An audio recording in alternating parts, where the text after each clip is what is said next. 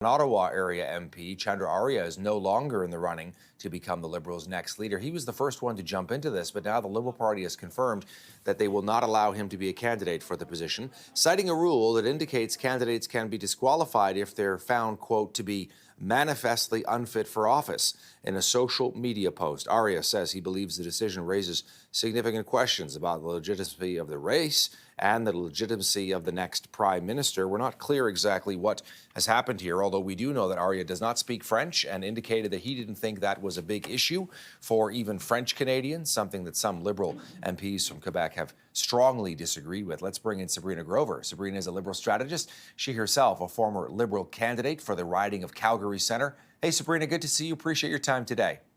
Nice to see you. All right, so let's talk about deadline day, the final day for the Liberal Party of Canada to sign up new members, and your thoughts on what that means here, because, of course, those are the people that will decide the next leader.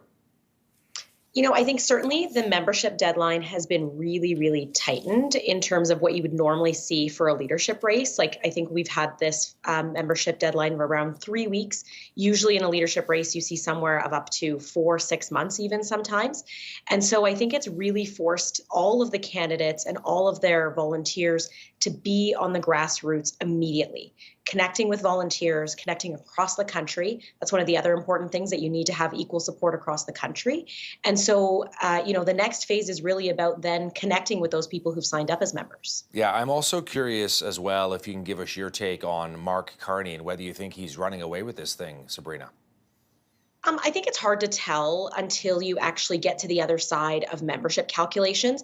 And because so many existing members are still making their decision and making their minds up. So for new members, even, I think, it depends on if the Carney campaign brought those people in. But there's tons and thousands of members across the country who are still trying to decide. It's a ranked ballot as well, which doesn't always play to whoever is perceived to be the front runner, depending on how the balloting works out.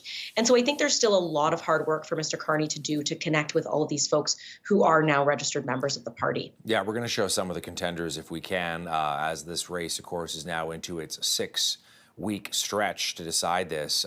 Your thoughts on Chrystia Freeland as well? And I know that she has had issues, certainly in your province in Alberta, in terms of her own popularity and ability to connect, Sabrina.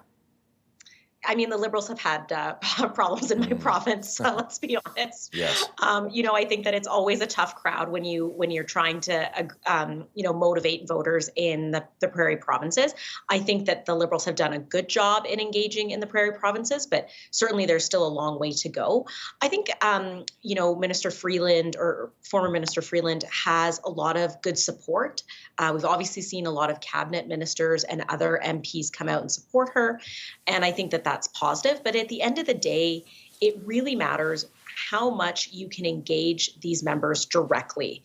The most important thing for all of these candidates to do over the next 6-7 weeks is to get on the phones, get on the doors, go to local events, and really connect with the members directly and tell them their vision for the party.